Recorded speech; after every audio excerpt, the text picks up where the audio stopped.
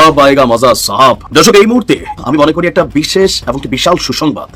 শের হিসাবে বা বাঘ হিসাবে চিহ্নিত আগে সংস্কার চাই, সংস্কার, তারপরে নির্বাচন। ওই যে খাপে খাপ মমতাজের বাপ, আমাদের হিসাব মিলা গেছে, তাই আমরা এই কথা বলতেই পারি। কাজটা ভালো করছে, আমি ওয়েলকাম জানাইতে চাই। এই মাসেই দেখতে পাবেন খারাপ দিন বেশি দিন থাকে না, খারাপ দিন বেশি দিন থাকে না, খারাপ দিন বেশি দিন থাকবে না, সুদিন আসতে যাচ্ছে, আর কোনো কথা নাই। দর্শক, গতকালকে একটা মারাত্মক ঘটনা ঘটেছে। গতকালকে রাত থেকে এই ব্যাপারটা প্রচন্ড সমালোচনার দিকে চলে গিয়েছে, তেমন দৃশ্য আমরা দেখেছি। কি ঘটেছিল আসলে গতকালকে, সেই আলোচনাটা করার চেষ্টা করবো এই ভিডিওতে। ডক্টর পিনাকি ভট্টাচার্য আর সাংবাদিক ইলিয়াস হোসেন যাকে ধরে তাকে কি করে ফেলে, তাদের রাজনৈতিক ক্যারিয়ার বরবাদ করে দিয়েছে। সাংবাদিক ইলিয়াস হোসেন ভাই এবং ডক্টর পিনাকি ভট্টাচার্য আরো অনেক কিছু সামনে নিয়ে আসবেন। আন্তর্জাতিক অপরাধ ট্রাইব্যুনালে উনি গিয়ে হাজির হলেন, উনি গুম হয়েছেন, এই বিচার উনি চান। এতদিন অভিযোগ দায়ের করেন না কেন? মানে এগুলো গুমটুম কিছু না, তাহলে এখন কেন অভিযোগ দায়ের করছেন? ওই যে ইলিয়াস ভিডিও বানিয়েছে, পিনাকি ভট্টাচার্য ভিডিও বানিয়েছে, এমন প্রশ্ন ছড়ে দিয়েছে। আর ইলিয়াস পিনাকি বললে বাংলাদেশে 18 কোটি মানুষের কাছে পৌঁছে যায়। ইলিয়াস পিনাকির যে ক্রেডিবিলিটি, এটা তারেক রহমানেরও নেই। জেনারেল ওয়াকারকে যদি সরানো হয়, আমি একটা জিনিস জানি, বিএনপির যত লাফালাফি তার 4 ভাগের 3.5 ভাগ বন্ধ হয়ে যাবে ওয়াকারকে যদি ওখান থেকে সরানো হয়। ওয়াকারকে যদি সরানো হয়, চুপ্পু উইল বিকাম এ মাইস। বড় মাউসও হবে না, মাইস, ছোট্ট তেলাপোকা। ঢাকার গণপরিবহন ব্যবস্থায় পরিবেশ বান্ধব ও আধুনিক সেবা নিশ্চিত করতে 400টি ইলেকট্রিক বাস যুক্ত করার উদ্যোগ নিয়েছে সরকার।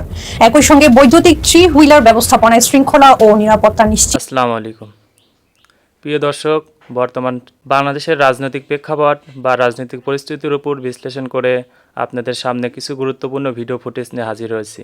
এমনকি দর্শক, আমি আশা করছি যারা ভিডিওটি অন করেছেন তারা ভিডিওটি না টেনে সম্পূর্ণ মনোযোগ সহকারে দেখবেন, তাহলে এই ভিডিওর মূল রহস্য বা আসল ঘটনাগুলো জানতে বা বুঝতে পারবেন। তো প্রিয় দর্শক, আমি আর বেশি কথা বাড়াবো না, চলুন দেখে আসি আজকের সেই কাঙ্ক্ষিত ভিডিওগুলো। তবে তার আগে বলি, যারা এখনও চ্যানেলটি সাবস্ক্রাইব করেননি তারা সাবস্ক্রাইব করে পাশে থাকা বেল আইকনটি বাজিয়ে দিবেন। আর যারা ইতিমধ্যে সাবস্ক্রাইব করে রেখেছেন তাদেরকে অসংখ্য ধন্যবাদ। তো চলুন দর্শক, একটা লাইক দিয়ে আমরা ধারাবাহিকভাবে সকল ভিডিওর বিস্তারিত আলোচনা দেখে আসি। জেনারেল ওয়াকারকে যদি সরানো হয়, আমি একটা জিনিস জানি, বিএনপির যত লাফালাফি তার 4 ভাগের 3.5 ভাগ বন্ধ হয়ে যাবে ওয়াকারকে যদি ওখান থেকে সরানো হয়। ওয়াকারকে যদি সরানো হয়, চুপ্পু উইল বিকাম এ মাইস। বড় মাউসও হবে না, মাইস, ছোট্ট তেলাপোকা হয়ে। কারণ ওয়াকার বাংলাদেশের অস্তিত্বকে ধারণ করে না। ওয়াকার প্রমাণিত একটা বেঈমান, একটা দুরাচার, একটা মির্জাফর। যে কোনো মূল্যে তাকে সরাতে হবে। ওয়াকারকে যদি বের করে দেওয়া যায়, ডক্টর ইউনূসের বিরুদ্ধে সমগ্র আন্দোলন বন্ধ হয়ে যাবে। চুপ্পুকে যদি লাথি মেরে বের করে দেওয়া হয়, সবকিছু অফ হয়ে যাবে। এখন আর্মির অনেক রিটায়ার্ড অফিসাররা সাবজেক্টটাকে এভাবে বলে যে সেনাপ্রধানকে সমালোচনা করা যাবে না, এবং তারা এই ন্যারেটিভটা তৈরি করতে চায় যে সেনাপ্রধানের সমালোচনা করলে পুরো আর্মিটা সমালোচিত হয়। আমি এই সাবজেক্টের সাথে খুব সম্মানের সাথে আমি দ্বিমত পোষণ করি। কারণ কি, an idiot will always stay as an idiot. They will never change their lifestyle or their philosophy. এখন একটা বেঈমান, তাকে আপনি সাজান। মীর জাফরকে যদি পলাশির যুদ্ধের পরে বলা হইতো যে ওকে তোমার সব গুনাহখাতা মাফ করে দিছি, তোমাকে এখন সিরাজউদ্দৌলা বন্দনা করো, বাংলা, বিহার, উড়িষ্যার স্বাধীনতা নিয়ে কথা বলো, আপনারা আমার কাছ থেকে লিখে নেন। কুলদীপ নায়ার বলেছে যে ওই মীর জাফর আবারও মীর জাফর হইতো, ওই মীর জাফরের পরিবর্তন হইতো না। যে ওয়াকার 17 বেঙ্গল নিয়ে পিলখানার সামনে দাঁড়িয়ে বেইমানি করেছে দেশের সাথে, তার কমরেডদের সাথে, এরপরেও দেখা যায় আর্মির কিছু লোকজনরা ওয়াকারের কথা বললেই তাদের ধর্পণ শুরু হয়ে যায়। ওয়াকার মানে আর্মি। তো আমি বুঝি না আসলে সাবজেক্টটা কি, আর্মির ভিতরে এই ধরনের কোনো ইমামতি আছে কিনা, আমার ধারণা নাই। আরো একটা কথা বলেছে, আমাদের আলোচনা আরো একটা কথা আছে, আর্মির কাছে রাজনৈতিক নেতারা যায় কেন? কেন যায়? 2টা কারণে।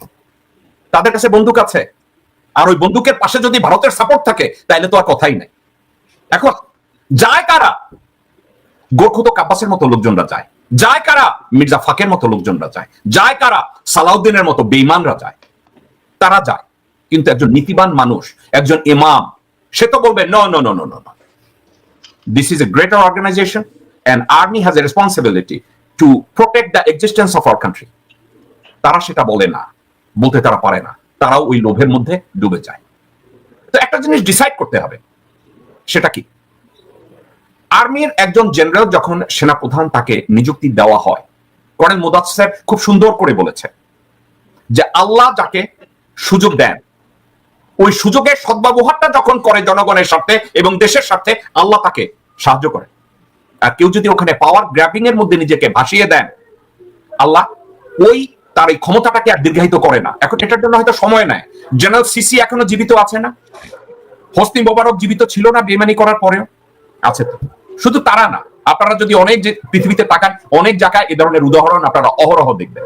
আমি ঠান্ডা মাথায় এতটুকু বলি, বাংলাদেশের 1971 সালের 16 ডিসেম্বর থেকে আজ অবধি বাংলাদেশের সেনাবাহিনীর একজন অফিসারকে যদি আমরা সেলুট দিয়ে বলি ওনার উসিলায় একটা দেশের স্ট্রাকচার তৈরি হয়েছে, পাশাপাশি আমরা বলবো 2 জন সেনাবাহিনীর অফিসার এবং পাশাপাশি আরো কয়েকজন সেনা প্রধান সেনাবাহিনীর মাথায় জাস্ট গু মেখে দিয়েছে। এবং এই গু মাখাদের দলে জেনারেল ওয়াকারও একজন, জেনারেল আজিজ একজন, জেনারেল শফি একজন, এ ধরনের লোকজনরা আছে। এরা এই জেনারেল সাহেবরা নিজেদের বিবেক দিয়ে এই অর্গানাইজেশনটাকে ঠিকমতো লিড করে না, ইনস্টিটিউশনটাকে লিড করে না। তাহলে ডক্টর মোহাম্মদ ইউনূস এই মুহূর্তে কি করতে পারেন? ওয়াকার যে স্ট্রিংটা টান দিয়েছে, এখানে আলোচনার আর আমি কোনো জায়গা দেখি না। এর জন্য জায়গা দেখি না কারণ একই দেশে আপনি সরকার প্রধান এবং আপনার অথরিটিকে চ্যালেঞ্জ করে 2 জন ব্যক্তি বাংলাদেশের 3 দিকে টানা হেঁচড়া করবে এবং ভারতের সাথে কোঅপারেট করবে, আমি মনে করি না এভাবে একটা দেশের সরকার ব্যবস্থা চলতে পারে। Therefore, আপনি যদি কাউকে আর্মি চিফ হিসাবে অ্যাপয়েন্ট করেন, এটা যদি আপনি ডিক্লেয়ার করে দেন এবং ওয়াকারের চাকরি যদি পররাষ্ট্র মন্ত্রণালয়ের উপরে ন্যস্ত করে দেন, এরপরে ওয়াকারের কথায় আর কোনো লোক রাস্তায় বেরোবে না, ইভেন দেন গ্যারিজনেও গিয়ে দাঁড়াবে না। এখন আপনি এটাকে কিভাবে হ্যান্ডেল করবেন এটা আপনি ভালো জানেন। পাশাপাশি আরো একটা কথা, জেনারেল ওয়াকারকে যদি সরানো হয়, আমি একটা জিনিস জানি, বিএনপির যত লাফালাফি তার 4 ভাগের 3.5 ভাগ বন্ধ হয়ে যাবে ওয়াকারকে যদি ওখান থেকে সরানো হয়। ওয়াকারকে যদি সরানো হয়, চুপ্পো উইল বিকাম এ মাইস। বড় মাউসও হবে না, মাইস, ছোট্ট তেলাপোকা হয়ে যাবে চুপ্পো। এবং যত আন্দোলন হয়, আন্দোলনগুলো আর থাকবে না। এই ওয়াকারের জন্য ছাত্রলীগ আন্দোলন করার সাহস পেয়েছে। এই ওয়াকারের জন্য গোরখোদক আব্বাস এবং সালাউদ্দিনরা ঘাড় উঁচিয়ে কথা বলতে পারছে। এই ওয়াকারের জন্য এখনো আওয়ামী লীগ নিজেদের তারা ক্ষমতায় নিয়ে আসতে পারবে, এর জন্য লাফাচ্ছে। Therefore, Walker is the cancer of the society. Walker become the cancer of our country. রাজনীতির মাঠে চলছে তুমুল উত্তেজনা, নির্বাচন নাকি সংস্কার। এই মুহূর্তে ডক্টর মোহাম্মদ ইউনূসের বাংলাদেশের রাজনৈতিক দলগুলোর কাছ থেকে সমর্থন পাওয়ার ক্ষেত্রে এনসিপি আর কিছু অংশে জামাতের সমর্থন আছে, কিন্তু দেশটির সর্ববৃহত্তম রাজনৈতিক দল এই মুহূর্তে যারা সবচেয়ে বেশি ক্ষমতার কাছাকাছি আছেন বা ক্ষমতায় যাবেন, বিএনপির সাথে আভ্যন্তরীণ দ্বন্দ্ব যখন চরমে, তখনই ঠিক খবর হলো যে ডক্টর মোহাম্মদ ইউনূস তিনি যুক্তরাজ্য সফরে যাচ্ছেন। কিন্তু কেন হঠাৎ করে তিনি যুক্তরাজ্য সফরে যাচ্ছেন, এ নিয়ে বাংলাদেশের প্রথম সারির গণমাধ্যমগুলোতে বেশ কিছু নিবন্ধন ছাপা হয়েছে। তো চলুন দেখি হঠাৎ করে 4 দিনের এই যুক্তরাজ্য সফরে কি সমর্থন অথবা কি কারণ যে তিনি হুট করে দেশের এই কঠিন ক্রান্তিকালেও তিনি যুক্তরাজ্য সফরে যাচ্ছেন। আর সম্ভবত ঈদের পরপরই 9 জুন বাংলাদেশে আগামী 7 তারিখ ঈদুল আজহা অনুষ্ঠিত হবে। তো ঠিক একদিন পরেই তিনি আপনার লন্ডন সফরে যাচ্ছেন। এখানে আমরা যতটুকু দেখছি যে কিং চার্লস হারমোনি অ্যাওয়ার্ড খুবই গুরুত্বপূর্ণ এবং বিশেষ সম্মানসূচক একটা অ্যাওয়ার্ড। এই অ্যাওয়ার্ডটা গ্রহণ করতে যাচ্ছেন ডক্টর মোহাম্মদ ইউনূস। তবে শুধুমাত্র তাই না, এর পাশাপাশি যুক্তরাজ্য সরকারের সাথে আরো একটা বিশেষ বৈঠক আছে। বলা হয়েছে যে অধ্যাপক ইউনূসের এই সফরকে সরকারি সফর হিসেবে ঘোষণা করেছে যুক্তরাজ্য। তার এই সফরে বাংলাদেশের যে গণতান্ত্রিক উত্তরণ আছে, সেই গণতান্ত্রিক উত্তরণে যুক্তরাজ্য সরকারের সমর্থনের বিষয়টিও বিশেষ গুরুত্ব পাবে। সরকারি দায়িত্বশীল কর্মকর্তারা বলছেন যে 4 দিনের যুক্তরাজ্য সফরের সময় তিনি 12 জুন বাকিংহাম প্রাসাদে রাজা 3য় চার্লসের সাথে দেখা করবেন। ওই দিন বিকালে সেন্ট জেমস প্রাসাদে রাজা 3য় চার্লসের হাত থেকে তিনি তার যে অ্যাওয়ার্ডটি আছেন কিংস চার্লস হারমোনি অ্যাওয়ার্ড, সেটি গ্রহণ করবেন। আর ঢাকা ও লন্ডনের কূটনৈতিক সূত্রগুলো বলছে 11 জুন 10 নং ডাউনিং স্ট্রিটে যুক্তরাজ্যের প্রধানমন্ত্রী কিয়ার স্টারমারের সাথে অধ্যাপক ইউনূসের দ্বিপাক্ষিক বৈঠকেরও আয়োজন প্রস্তুতি চলছে। পরিকল্পনা অনুযায়ী ওই বৈঠকটি হতে পারে ঘণ্টা খানেকের কাছাকাছি, যেখানে বাণিজ্য, বিনিয়োগ, উন্নয়ন, অংশীদারিত্ব সহ দ্বিপাক্ষীয় বিষয়গুলো নিয়ে আলোচনা আসবে। এছাড়া আওয়ামী লীগ সরকারের ঘনিষ্ঠ বেশ কিছু ব্যক্তির যুক্তরাজ্যে অবস্থানের প্রেক্ষাপটে পাচার হওয়া অর্থ বিষয়টিও আলোচনায় আসতে পারে। তবে সামগ্রিকভাবে বাংলাদেশের গণতান্ত্রিক উত্তরণে অন্তর্বর্তী সরকারের প্রতি যুক্তরাজ্য সরকারের সমর্থনের বিষয়টি এখানে বিশেষ গুরুত্ব পাবে। বিশেষ করে জুলাই আগস্টে ছাত্র জনতার অভ্যুত্থানের নৃশংসতার বিচার, সংস্কার এবং নির্বাচনের পরিক্রমায় এগিয়ে যাওয়ার উদ্যোগে যুক্তরাজ্যের সমর্থনের বিষয়টি আলোচনায় আসতে পারে।